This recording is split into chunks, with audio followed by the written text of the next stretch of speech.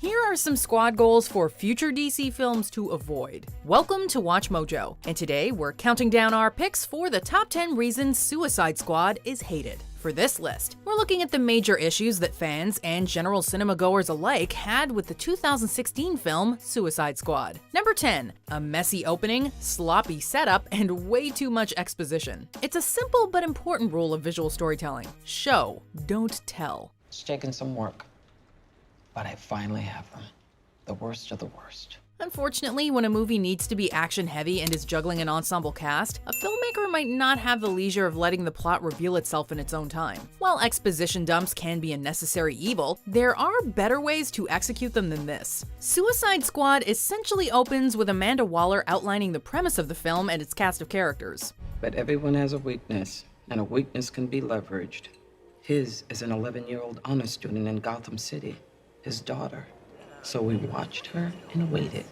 Some of these flashbacks are individually interesting, but strung together like this, it plays like a fan film. An explanation as to how the squad works should have been saved for the actual teammates, allowing this film to take off in a less disjointed fashion. In a world of flying men and monsters, this is the only way to protect our country. Number 9. The squad should have gone on more missions. The Suicide Squad isn't an old gang of criminals getting together for one last big score. They're supposed to be Amanda Waller's personal problem solvers. And you can bet that Waller has a lot of problems that need solving. Remember, I'm watching. I see everything.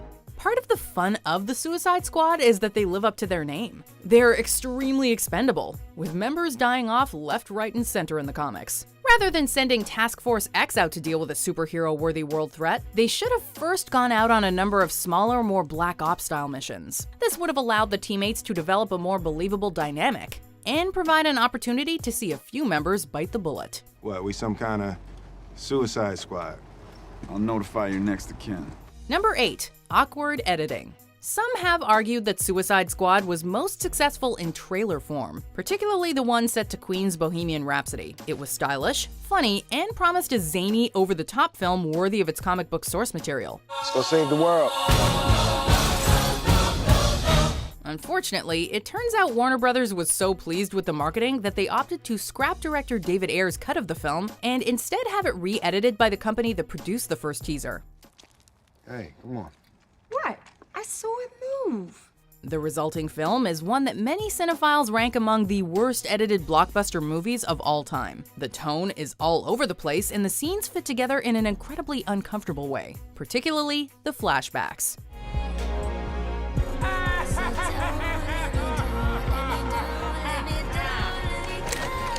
Oh, relax. Number 7. It should have been R-rated. As Fox learned with both Deadpool and Logan, an R-rated comic book movie can totally work at the box office. You just need to have faith in the property and the fans. What? Oops. Y'all jokers must be crazy. As much as both the aforementioned characters benefited from being allowed to take the story in a less kid-friendly direction, Suicide Squad arguably needed the R rating even more. Oh! Party foul! Not cool!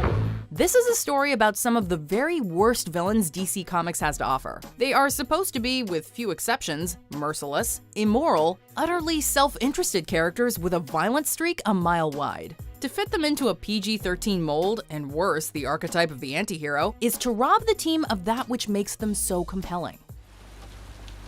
When does this end, Flag? Load up. We're in for a fight. Number 6. Visually boring. The marketing for Suicide Squad promised something unique and beautifully chaotic. The trailers oozed with a distinct visual style that suggested that Warner Brothers had really found an aesthetic identity for this property on the big screen. Unfortunately, a lot of that style failed to translate to the big screen. Huh? What was that? I should kill everyone and escape? Sorry. The voices. Sure, there's some contrast between the dark environments and the muted candy colors of Harley Quinn and Joker, but the cinematography feels utterly uninspired, and the action sequences were surprisingly forgettable.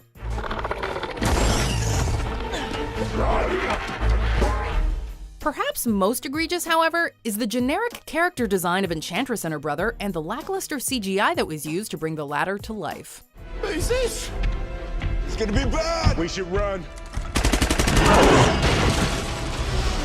Number 5. Terrible dialogue. Alright, so remember how earlier we were talking about the trailer set to Bohemian Rhapsody and how great it was? Well, for all its style and action-packed promises, there was one major red flag: the dialogue. The hell's wrong with you people? We're bad guys. It's what we do. That line at the very end of the trailer, "We're bad guys, it's what we do," feels so forced that it would have a fan's stomach bottom out watching it. Unfortunately, rather than just one poorly chosen line of dialogue to include in the trailer, it proved to be very representative of the film's script as a whole. Every time I put this on, somebody dies. And? I like putting it on. It's all cheesy one-liners, jokes that don't land, and generic badass speak that, quite frankly, makes us think that the screenwriters had no idea who each of these characters was, well, beyond basic two-dimensional archetypes. Well, looky here. Ooh, it's fire. Woo! Number 4. No character development. Speaking of two-dimensional, let's take a closer look at these characters. Of the entire squad, only Deadshot, Harley Quinn, and El Diablo get much in the way of character development, or rather, an attempt at it. Hey, y'all might want to leave old boy alone. He could torch this whole joint. Ain't that right, I say? You got nothing to worry about from me. I'm cool, homie. Jay Hernandez is a talented actor, but he simply wasn't given enough to work with. We get it, he's penitent for his past mistakes, but there's nothing else to him in terms of personality. Deadshot's character motivations make sense, but again, the character feels bland. Hey, a walk in the park. Easy peasy. Don't make me shoot you. The dynamic between Joker and Harley could have been the film's beating heart, but the relationship wasn't believable, albeit not quite as bad as the one between Rick Flag and June Moon. As for the rest of the squad, we never really got to know them. If you have to choose between her or me, stop her. Promise me you'll stop her. Number 3. Enchantress's motivations. Apparently, writer and director David Ayer had just 6 weeks to put together the screenplay for this movie due to a fixed and fast-approaching release date. This has been blamed for many of the film's shortcomings, but nowhere is the time crunch more obvious than in the machinations of its villain.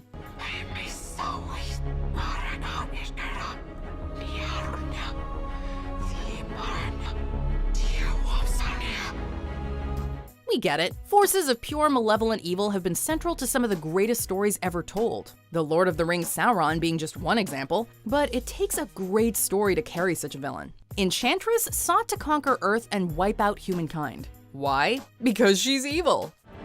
Lady, you are evil! Seriously? This felt like a placeholder from an early script draft that they just never got around to replacing. What did you do? Okay.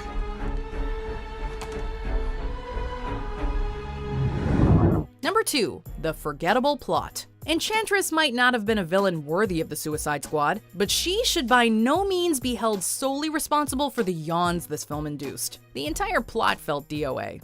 Please, please. I'm sorry. I can't do that again. Flag, get her out of here. Amanda Waller brought this team together to serve as America's secret weapon. So why not have the story move forward accordingly by sending them out to deal with the government's dirty secrets? Damn it. Now that's killer app. Instead, we get a supernatural threat from within the team, and a paint-by-numbers end-of-the-world plot that feels far more suitable a problem for Superman and company. Honestly, this violent band of misfits has a lot of potential, but it's impossible for them to shine in a plot that feels as if it were ripped from another film. We just saved the world. A thank you would be nice. Thank you. You're welcome. Before we continue, be sure to subscribe to our channel and ring the bell to get notified about our latest videos. You have the option to be notified for occasional videos or all of them. If you're on your phone, make sure you go into your settings and switch on notifications. Number 1. Jared Leto's portrayal of the Joker. You know what might have solved the plot and villain problems of this film? Actually allowing the clown prince of crime to claim the spotlight he so rightfully deserves. Are you sweet talking me? Alas, such are the pitfalls of trying to build up anticipation for a sequel. And to be quite honest, this reimagined version of the Joker rubbed so many people the wrong way that giving him more screen time may have actually done more harm than good. Listen, you are my guests to this handsome honka. Leto's take on the Joker is more swagger than insanity, more image-conscious than imaginative. In short, it didn't feel like Leto was inhabiting the role of Joker, but rather playing the Joker as a man putting on a persona. Add to that the tattoos and the grills, and it just didn't work. Oh, I'm not gonna kill you. I'm just gonna hurt you. Really, really bad. Do you agree with our picks? Check out this other recent clip from WatchMojo, and be sure to subscribe and ring the bell to be notified about our latest videos.